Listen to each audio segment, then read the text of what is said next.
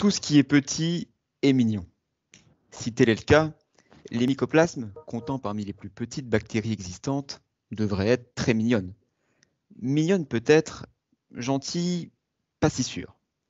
En effet, sur tous les prélèvements respiratoires équins provenant de chevaux symptomatiques qui sont envoyés tous les jours au laboratoire d'analyse LABO, 1 sur 6 est donné positif au mycoplasme par technique de biologie moléculaire. Cependant, et bien qu'elle soit suspectée d'être responsable de contre-performances chez le cheval porteur, faute de données suffisantes, trop anciennes et trop peu nombreuses, il est impossible de conclure sur le statut délétère ou neutre de ces bactéries.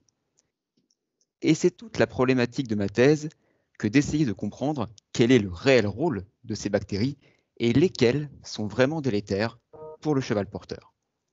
Afin de répondre à cette problématique, ma thèse s'articule autour de 3 actions interconnectées.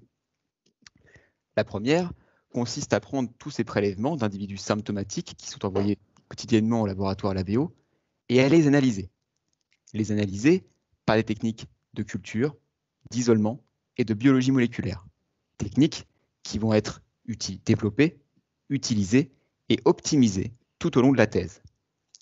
Elles vont permettre d'isoler et de conserver les souches présentes, mais également de les identifier. En cas d'identification, la présence d'une souche sera mise en relation avec le statut clinique du cheval porteur lors du prélèvement afin de voir une potentielle corrélation.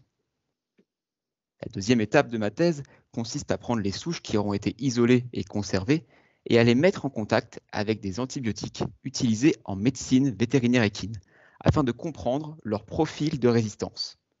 Le but est en fait de voir quelle souche est résistante ou sensible à quel antibiotique afin de voir lequel pourrait être utilisé contre ces potentiels pathogènes.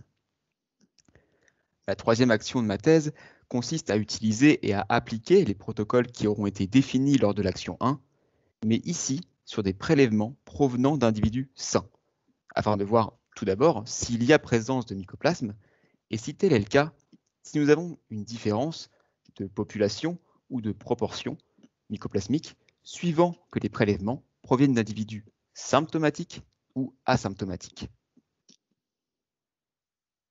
Ces 3 actions vont permettre, dans un premier temps, de mieux comprendre la relation entre les chevaux et leur mycoplasme au niveau de leur tractus respiratoire, mais va également permettre aux vétérinaires sur le terrain d'avoir une réponse adéquate et optimisée lorsqu'ils seront face à un cheval porteur d'une souche délétère. Merci pour votre attention.